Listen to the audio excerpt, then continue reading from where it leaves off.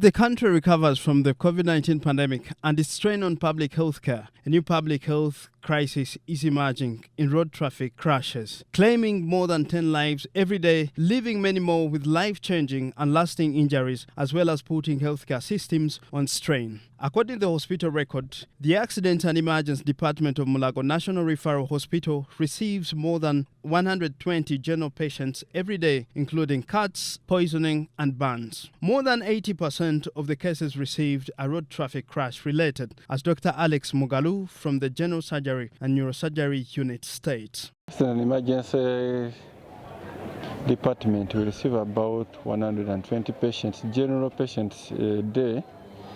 We discharge some, about 40 of them, as we treat them as outpatients.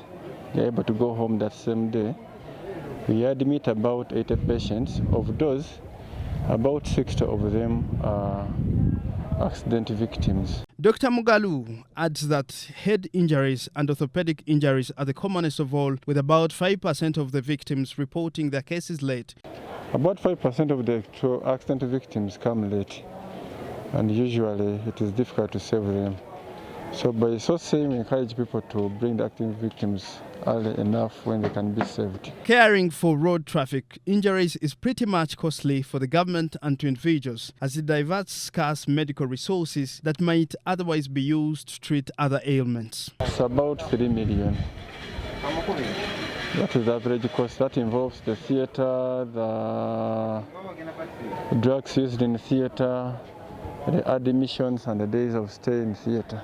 So at times it can go up when it involves especially the orthopedic patients, where they need to buy some implants and other things which the hospital might not be having at times. Joseph Beyanga of the Joe Walker Initiative, who intends to walk 382 kilometers from Kampala to Bushenyi in a bid to create awareness about road safety in the country, says road traffic crashes ruin the lives of many Ugandans at the most productive stage in life. Lose 10 people every day. 10 people, these are the breadwinners. The most affected age group is 25 to 35.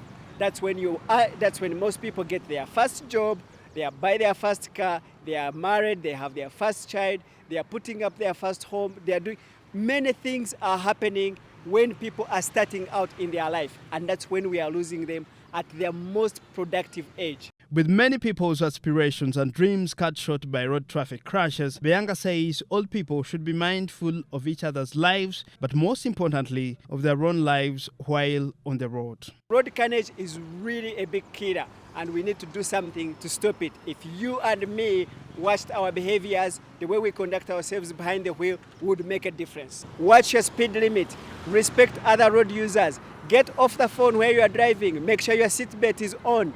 Do what you need to do to make sure you are the most responsible driver on the road. Over the last couple of years, there have been initiatives at institutional, organizational, and individual levels, from the Daily Monitor's Stay in Your Lane initiative to the World Health Organization's Decade of Action, and the most recent one, the Joe Walker Initiative. All these initiatives have been aimed at creating awareness to road users and motorists on how to make the roads in Uganda safe. For BTM Community Report, I'm Robert Ndiamhachi at Jinja Road.